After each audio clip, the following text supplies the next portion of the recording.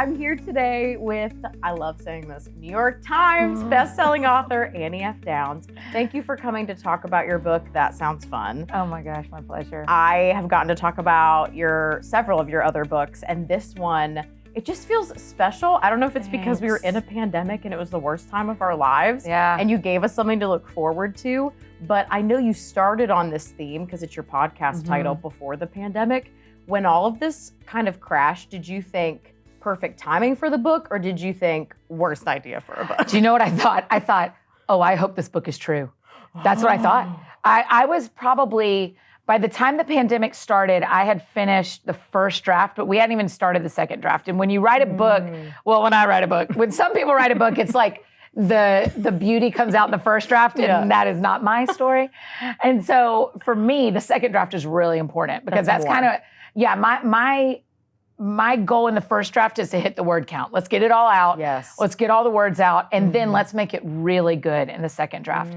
So the second draft comes back to me in the spring and I'm like, oh no, what if this isn't true? What if this only works when it's not a pandemic?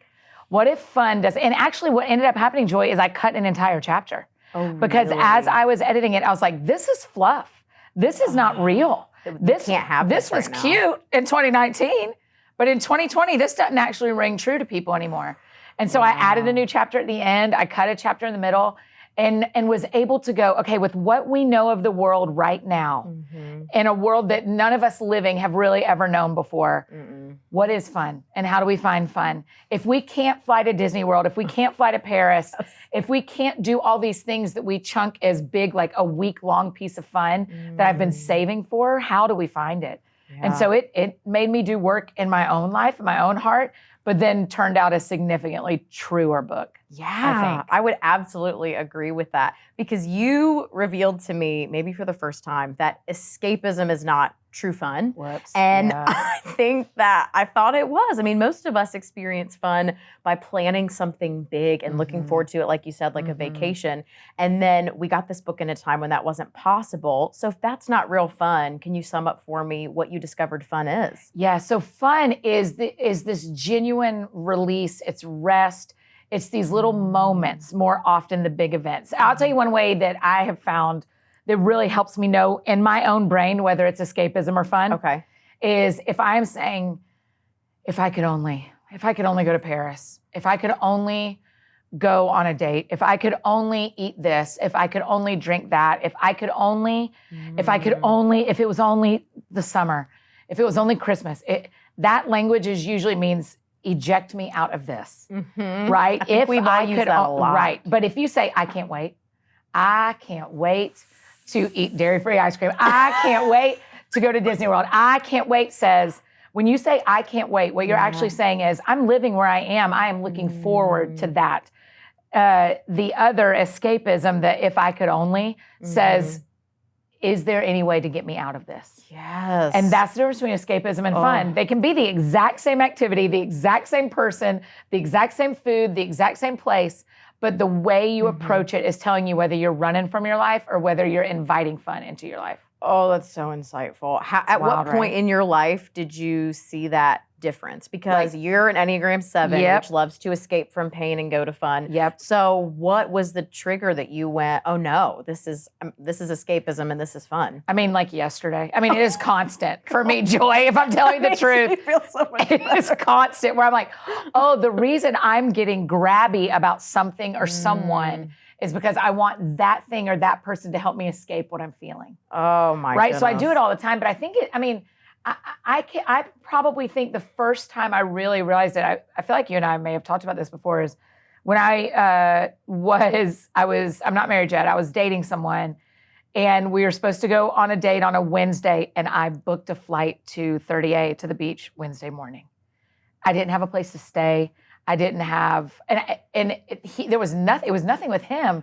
I was afraid. And so the time that I literally put my body in a plane and flew away from an experience, and when I got to the beach and didn't have somewhere to stay and had just like left, was then like, it hit you. Oh, this is actually a behavior problem now. This isn't just like too many Oreos or over texting or staying out too late with friends. This is like you flew away. Yeah, that's And- insightful. And so that's how I started. And that's when I started counseling. oh, wow. Understandably. A friend of mine Mhm. said, hey, I've been telling you to call this counselor. Would you really do it? So I called the counselor and I'm like this. Hey, nothing's like wrong, but I'm seeing this guy. I don't know if it's working out. It's not working out. And I'm at the beach, but when I get back and she's like, I've been seeing her for 8 years now. And now she's like, there was a lot wrong. There's nothing wrong. I'm just at the beach. I have nowhere to stay. Oh, yeah. And- It's not about my family or my history or anything. It's just this one guy Oh, my that we can like talk goodness. about. And so Oh. since then, I've started to see in myself, and the more I've Yes. learned about the Enneagram and the more I've learned about Mhm. myself, and to sit and go, man, I actually want all the time, Joy, I want to run from pain. Yeah, I think All the we time. all do. And so I have to go, oh, okay, sit in this. And here's the other thing. If you want to do escapism behaviors, Yeah. okay, just tell yourself the truth. Yeah. Just don't lie to yourself. My counselor Mhm. often says, I'm way less concerned about what you do, and I'm way more concerned about why you do it. Mm. So if you'll just tell yourself the truth, the reason I'm sitting with this box of Oreos, Mhm. the reason I'm booking that flight so I can go to Dollywood, Right. the reason I'm doing this is not for fun. I just want to get away. Okay. Mhm. Even us like researching it, because a lot of times it's Sister. almost nice that you were able to get on the plane, because I think so many of us live in that in our minds, but we don't have the ability to do it. So you don't even know that you are living in a what if scenario. I mean, how many times are we scrolling on Pinterest looking for the best places in Greece, looking to redo our laundry room, looking at, and it that won't can happen. be fine. Mhm. When it isn't, just tell yourself the truth. I'm doing this because I don't Yes. want to feel this sadness. I'm doing this because I'm angry. I'm doing this because I want to make someone jealous. Just tell yourself the truth. It'll all work out. You can't tell yourself the truth and not get healed. Yeah. Oh, that's Right? so good. So just tell yourself the truth, and Mm. eventually it'll be fine. Oh, that's so powerful. You said in the beginning of the book, like, what happens to me when I can't go? Oh man. And it's Before we knew. because, yes, because God was taking you off the road, slowing you Mhm. down to heal your body. And now that you look back, I mean, other than the health stuff, do you think God was preparing you? Because I mean, none of us could go in 2020. Or what do you Yeah. think He was up to? Yeah, you know what's funny? So I took the fall of 2019 off of traveling, off of speaking, touring, any of that. And I remember at the time being like, I know this is the Lord, an invitation from the Lord. And I thought, I'm going to get married. I'm going to gonna get make $1 something big. billion. A lot's going to happen. Something big's going to happen in Nashville, and I have to be here. None of that happened. Mm. What ended up happening is my body healed. There was some stuff going on with my body that was just from too much going. Oh, wow. My body got to heal.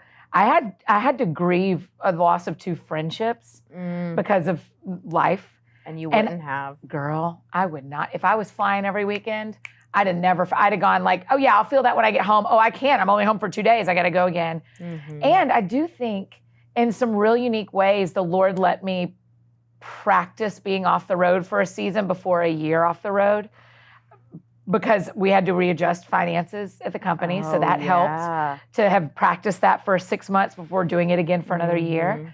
Mhm. And just my soul, his kindness to go, yeah, sit at home for 6 months because you're about to sit at home for a year. Oh my word. None of us were ready for that. No, But no. the fact that you had no. already done it and you were ready to go and then you're grounded again. Yep. I just God Oh yeah, must be we up to did something. 2 weeks of a tour and then it was done. But also the funny thing now is we have to get ourselves back to being out. Like we almost have to start up this new machine that says Yes. you're safe in public. You can go. You should go to that thing. Don't watch another night of Netflix. Like now it's time to re-engage in community. And Be that's with hard. people. I'm the most extroverted person I've ever been friends with.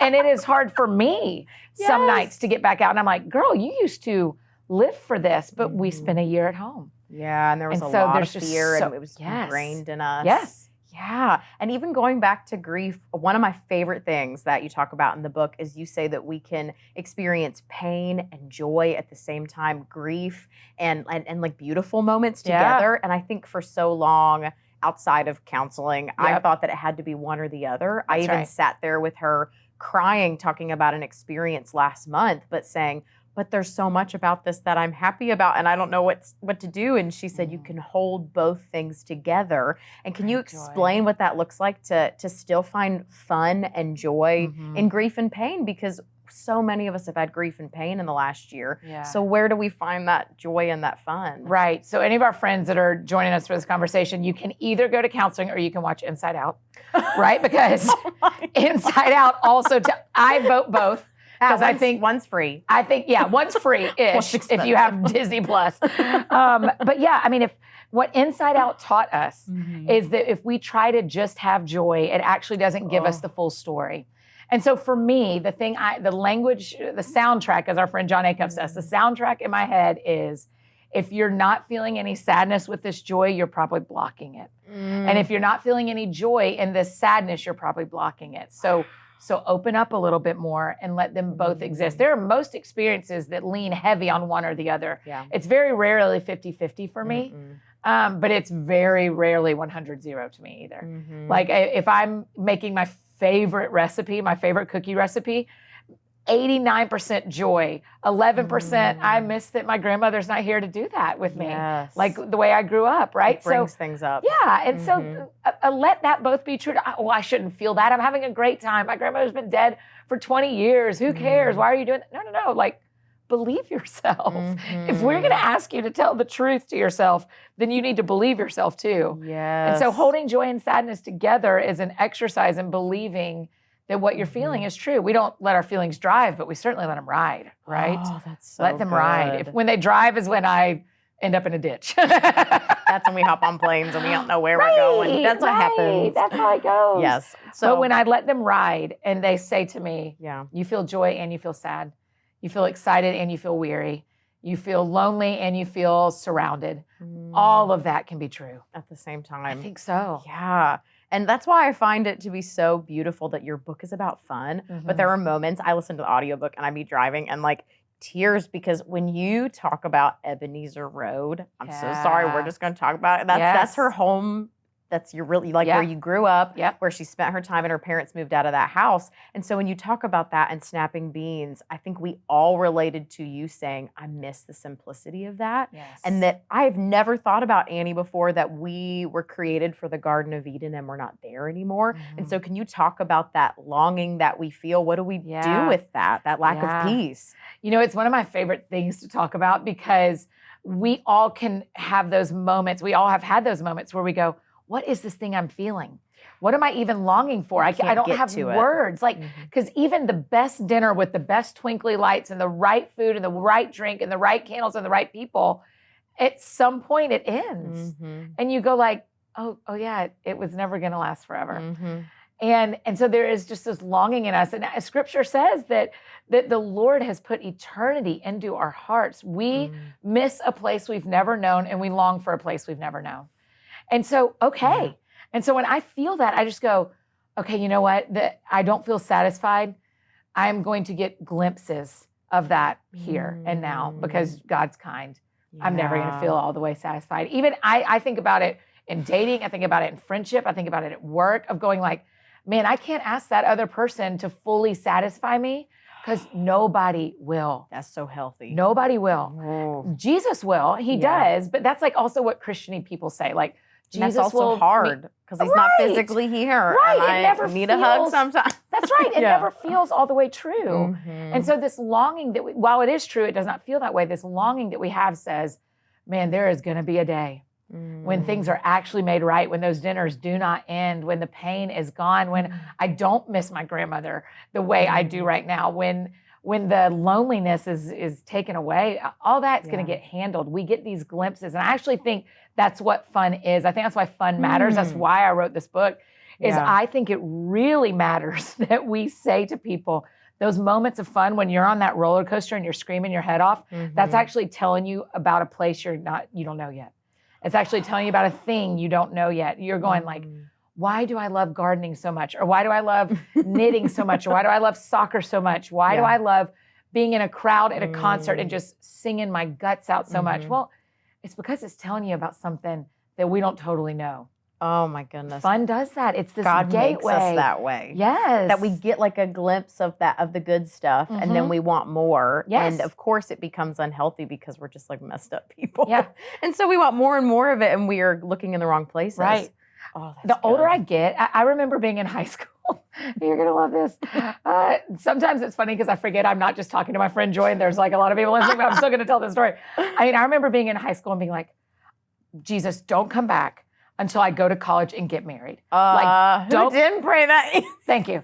Because I was like, there's some married things. Right? Yes. Had he told me I'd be 40, but oh my word. But so I remember thinking that, but the older I get and the more I long for what I do not have, not about people or work or anything. I mean, like that deep, like, oh, nothing actually satisfies all the way. I'm like, even the things you thought. This is when death gets less scary.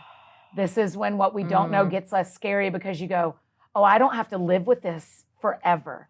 This is an earth problem. And that like feels like a weight that has come off because our spirits need that reminder so badly. So we feel it in relationship where we go, man, I feel so loved and so seen.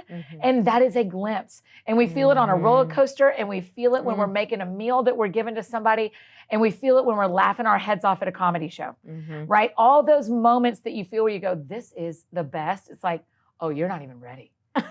You're not even sure how it's going to be. It is going to be that multiplied. And so I think fun gives us glimpses into a life with God that we don't know yet.